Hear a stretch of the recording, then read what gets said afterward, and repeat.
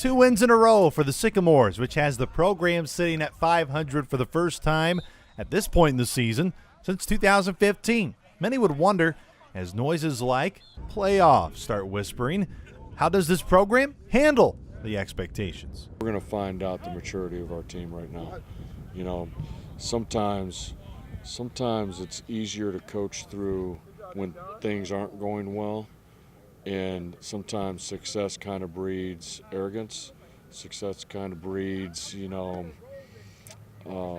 different type of effort, and it's really the maturity of your leaders that help bring you through that. So we're going to find out how mature we are as a program right now, because we're coming off really the first time when we've had sustained success, and also now we're in a hunt. I mean, we are mathematically in a hunt, and that's what you play for. You play to be in a position to play for something in November, and we've put ourselves in that position. But, Coach said it the other day when he told the team, he said, you'll remember November. And I think we've known that you hear that all the time. And this is exactly where you want to be in terms of you control your own destiny and you put yourself in position that these games in November matter.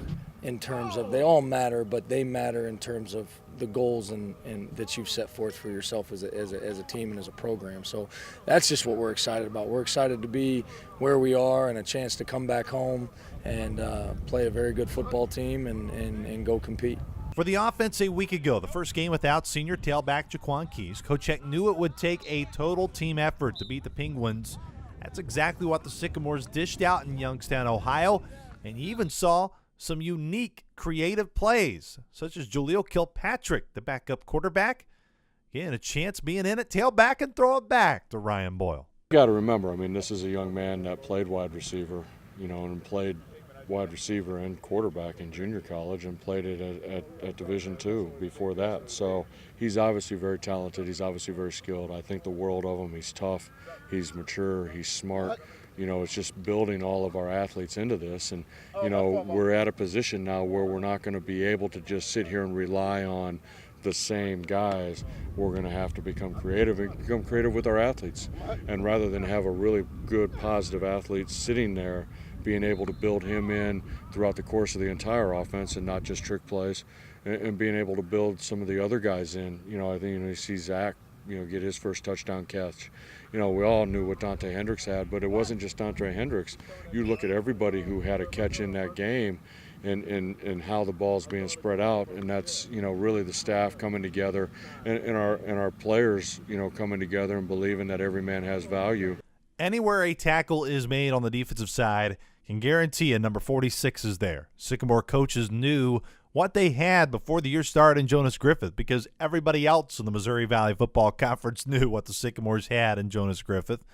But the goal was to get it to spread from 46 to the other 10 guys on the field, and it has. He's become more vocal, and he's become more of, a year ago he was really just an example guy. He was I'm going to set the example, the way I practice, the way I work, and those types of things. But then that carries over then when he goes and has success, and his teammates see that, okay, I see how hard this guy studies, I see how hard he prepares, I see how important it is to him. He's also got a very huge role on our punt team and doesn't take that any lighter than he does playing linebacker. Him and Coach Abrams are always talking about, what's going on that team. So it's about everything with Jonas. And the great thing about a guy like Jonas is you can't hold him to a higher standard than he holds himself.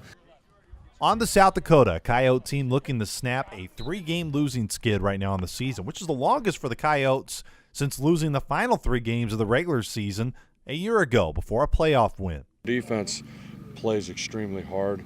You can tell that they've really bought into the fact of, hey, we are the toughest, hardest defense in the conference. You can sense and really feel that that's their motto, and that's what's being preached every day. And it's going to be another physical knockdown game for us, especially up front, because they got a really talented scheme with talented players that fit into it and how they operate it. There's still the up tempo, and they've got a a couple of guys on the perimeter, more than a couple really, that can go. They attack the ball very well in the air.